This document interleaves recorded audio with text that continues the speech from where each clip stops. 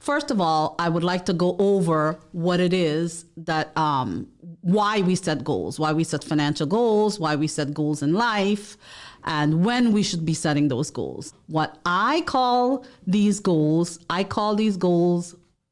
pots.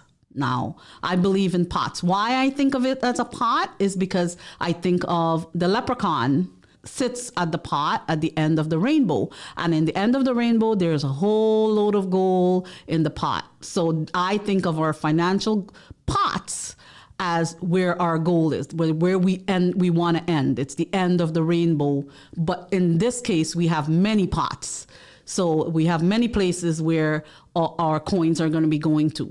So first, we need to set up our goals. Our goals are our pots. So for me, what I think of and what I teach my kids or my clients is when you're starting out and you're starting to work, your first job might be Home Depot or a hardware store or Publix, a grocery store or any type of things like that. But those companies have retirement savings. So now you're going to say to me, well, I'm 15 years old or I'm 18 years old. What do I care about retirement savings? So savings is savings, whether, you're saving it for retirement, you're saving it for college, you're saving it for a house.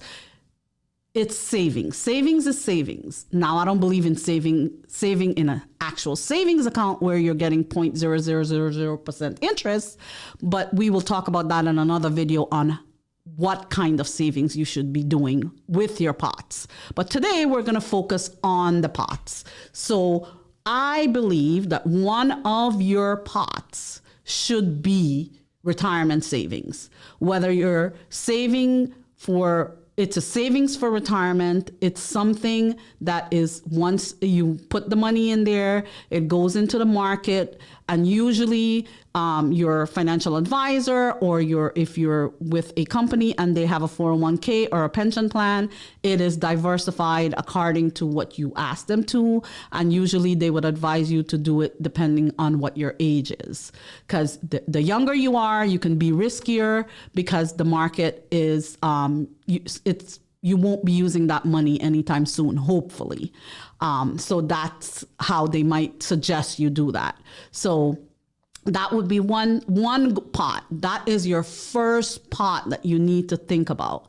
If your company, especially if they're matching your 401k, that is your retirement savings. That's free money. So if they're going to give you 3%, for every 3% that you're saving, then that's 6% that you're going to have there in that account of your wages. So let's just say that you make $100 and your maximum, the amount that they're going to match for you is 3%. So every $100 you make, you want to be able to put away $3. So once you put away $3, your company is going to put away $3. So now you have $6 in your retirement savings account. Now that money is going to sit there, and then what will happen is it will be invested in the market. The stock market goes up and down, but your goal is to always diversify in the market, because if you think about historically, the stock market has a average of around 10%, give or take a few percentage points of growth. So it's growing. That does not mean it's growing all the time. It just means on average it's growing. So that's what you need. That's your one pot. When you're young and you're starting to work, that is the pot. Take the free money. Take the free money, the $3 that they're giving you. Now, what you should also be doing is thinking about that $3 that you're putting into that 401k is actually just might be $2.50 because it's pre-tax. That means it's tax deferred. So, which means that it comes out of your paycheck before you're taxed federally or state, depending on the state that you live in. So it is definitely a plus. There's no reason why we shouldn't be taking advantage of that. So that's your number one, your first pot that you should be thinking about. If you haven't started thinking about it when you're younger, you should be thinking about it now. It's never too late to be thinking about that pot. Now, the other pots that you should be thinking about when you start working is a few different things that you should be thinking about when you start working. One pot that I like to think about is your housing pot. Especially if you started working and you're still hanging out with your parents and you're not really responsible for full housing payments and things like that, you should start saving in a housing pot. Because what my belief in our culture, we believe that when you're paying rent, you're paying somebody else's mortgage.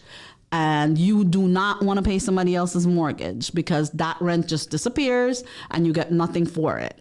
Whereas if you're paying your mortgage, you can deduct, in most cases, you can deduct the interest and taxes that's coming out for your mortgage. And then there's always your equity that you're paying down. You're paying down principal. So that's another savings. So one, you need to save in a housing pot, and then you actually need to get housing to save there. So that's your third pot.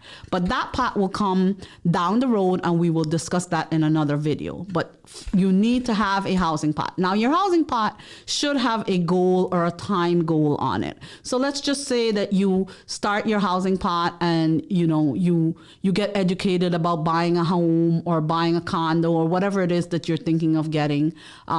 You want to know how much money you're going to need, the least amount or the most amount, and things like that. So that's one of the things you need to look at. You definitely need to research that part and figure out what you're going to need. And we're going to cover that in a future video where I will have a mortgage broker sitting with me explaining what those different things are.